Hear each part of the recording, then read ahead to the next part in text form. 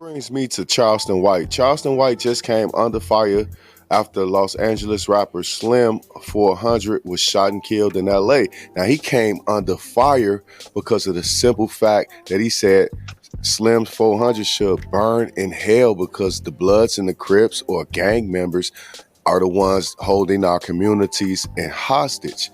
Now, last night another LA rapper was stabbed and killed at the Snoop Dogg concert out in LA. It's making headlines right now. What do we say about these two LA rappers being killed? And not only that, but LA is having a crime surge right now. I can't speak on this because I'm not really familiar with the case.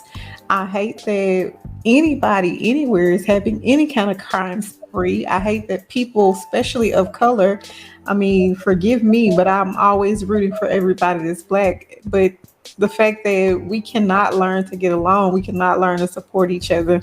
And not saying other people do a better job at it, but I want us to really get in on one accord. Like, what are we so angry with each other about? Like, how are we making our ancestors proud? We're continuously out here killing each other over nothing. I have not seen one battle yet that was worth being fought. So, in my opinion, it's senseless, and I hope that they learn to do better. It reminds me of a story I was told about, what was it, Jimmy Lynch, where he was sharing information with the slave masters regarding on how to control his slavery. Now, in hindsight, I know that that was just an urban myth, but it speaks very, very strongly to the conditioning that we've had as people from generation to generation since we supposedly came over to the Americas. In essence, 95% of us were already here as Native Americans, but they don't speak upon that.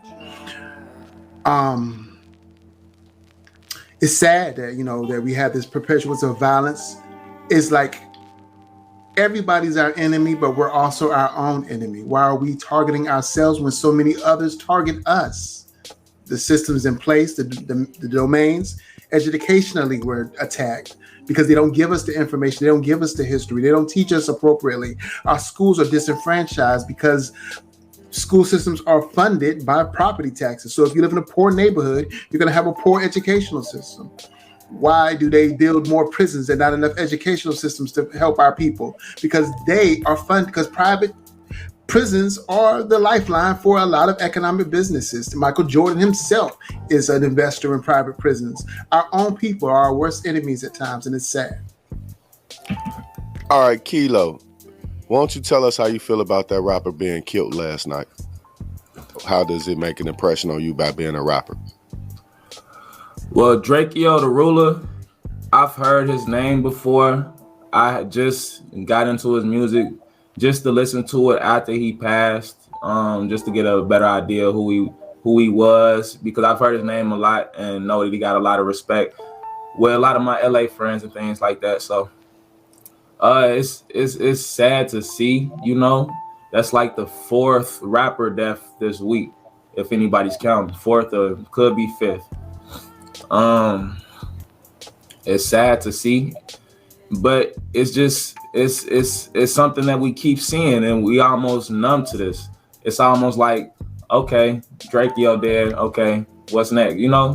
It's almost like, and that it could, we're gonna go to sleep, wake up, and it's just sad to see. A lot of people like to say that rap is the most dangerous sport out here. But a lot of these rappers be living dangerous lives. When I go back and look at Drakeo's footage, he does a lot of disrespecting towards other people.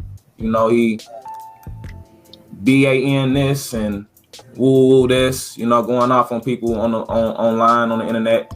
So RIP to him though. RIP to him. It's just about the way that you move. It's about the way that you're moving.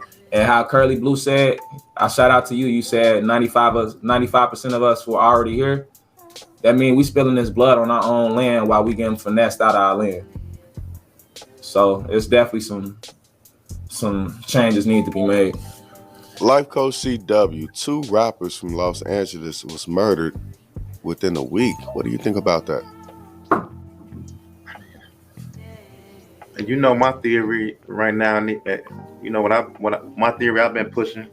I continuously push the 90 Days of Evil, and it really doesn't shock me that all the killing that's going on, especially in this time of the season, October, November, and December, is a heightened season for violence and drug abuse and alcohol abuse and just the overall energy of man, uh, of evil intent rises up at a heightened level during this time of the year.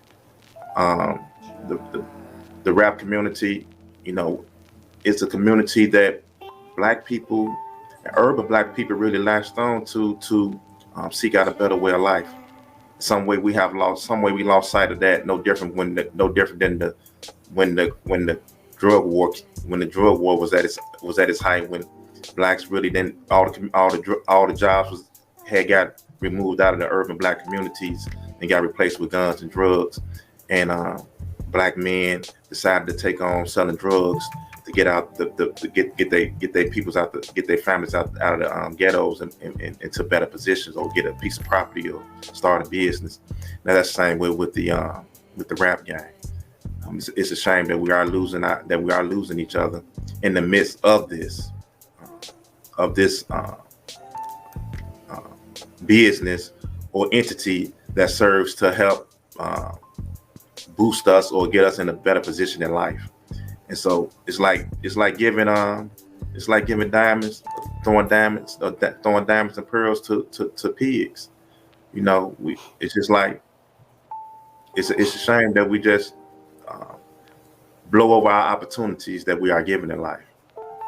Yes, sir. Yes, sir. Candace, what do you feel about this situation? Woo. Well, first and foremost, all you guys are saying a mouthful, okay? And I'm like shaking my head, like, yeah. The thing about it is that we have to remember, I don't think it mattered that he was a rapper. He was someone that lost his life, right? And the thing about it in regards to the trends of violence, we have to also speak to the sensationalism around the lifestyle in which they live that's on display every day. And the thing about it is, sometimes we have to look at it like, okay, you live by the sword, you die by the sword. I'm from Houston, so that was Ghetto Boys line, right?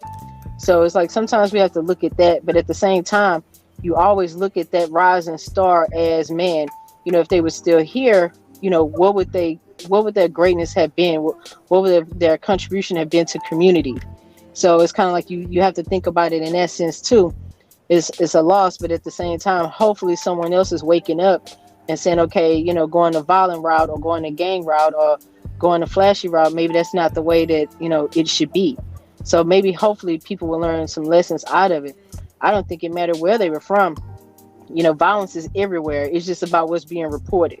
So one thing we have to kind of look at too is why all of a sudden the media is putting a spin on, rappers that are dying. Other people are dying too. So we got to look at the message behind that and figure out what the code, what's the decipher. That's my 2 cents.